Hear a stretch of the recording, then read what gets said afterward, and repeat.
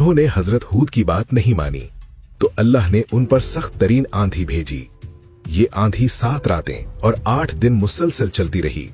इस आंधी ने उनकी तमाम इमारतें तबाह कर दी और उनके जिस्मों को खजूर के खुश्क तनों की तरह उड़ा दिया। आज भी उनके आसार यमन में मौजूद हैं। कौम आद का ही एक मगरूर बादशाह था शद्दाद बिन आद।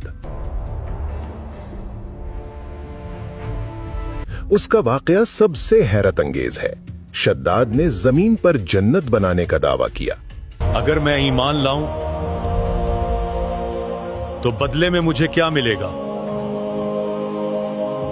अल्लाह ऐसी जन्नत का वादा करता है जिसमें सोने चांदी के बने महल हैं और दूध की नहरें हैं। ये कौन सा मुश्किल काम है? ऐसी जन्नत तो मैं भी बना सकता हूँ। शद्दाद ने पूरी दुनिया से कारीगर बुलाए। उसने अरम जातुल इमाद के नाम से एक शहर बनाया जिसमें सोने चांदी के महल थे, हीरो और जवाहरात के सुतून थे, नहरें बहती थीं, बागात थे। इस शहर को बनाने में 300 साल लगे। जब शहर मुकम्मल हुआ तो शद्दाद अपने लश्कर के साथ अपनी बनाई हुई जन्नत देखने के लिए निकला। जब वो शहर से सिर्फ 1 दिन की मुसाफत पर रह गया तो रास्ते में मलकुल मौत सामने आ गया।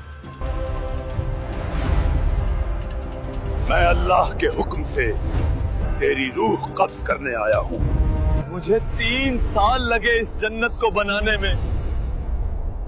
मुझे बस एक बार इसको देख लेने दोगे? तेरा वक्त खत्म हो गया। मुझे अल्लाह की तरफ से इजाजत नहीं है। और वहीं शद्दाद की रूह कब्ज कर ली गई। अल्लाह ने आसमान से एक जबरदस्त आवाज भेजी जिसने शद्दाद और उसके तमाम लश्कर को तबाह कर दिया। शद्दाद ने अपनी बनाई हुई जन्नत को एक बार भी नहीं देखा। आज भी कहा जाता है कि ये शहर यमन के सहरा में कहीं रेत में दबा हुआ है। तीसरे नंबर पर कौम समूख आती है।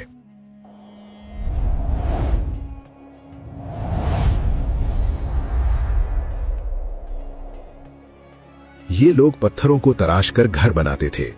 वो बहुत माहिर कारीगर थे। हजरत सालेह अलैहिस्सलाम ने उन्हें अल्लाह की इबादत की तरफ बुलाया। कौम ने कहा, मन घड़त बातें मत करो। अगर तुम सच्चे नबी हो तो निशानी दिखाओ। अगर तुम सच्चे हो तो वादी के बाहर ऊंची चट्टान से जिंदा ऊंटनी निकाल कर दिखाओ। अल्लाह ने पत्थर में से एक ऊंटनी निकाली, लेकिन कौम ने उस ऊंटनी को मार डाला। हजरत सालेह ने कहा, तुम्हारे पास 3 दिन हैं। 3 दिन बाद एक जबरदस्त चीख आई, एक जलजला आया और पूरी कौम तबाह हो गई।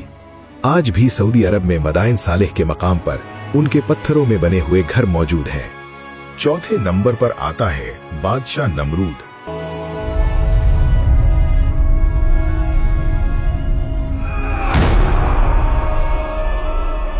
ये इराक का बादशाह था। हजरत इब्राहीम अलैहिस्सलाम के जमाने में नमरूद ने खुद को खुदा करार दे दिया था। कौन है जो मुझे गिरा सकता है? मैं ही इस दुनिया का खुदा हूँ। लोग उसकी इबादत करते थे।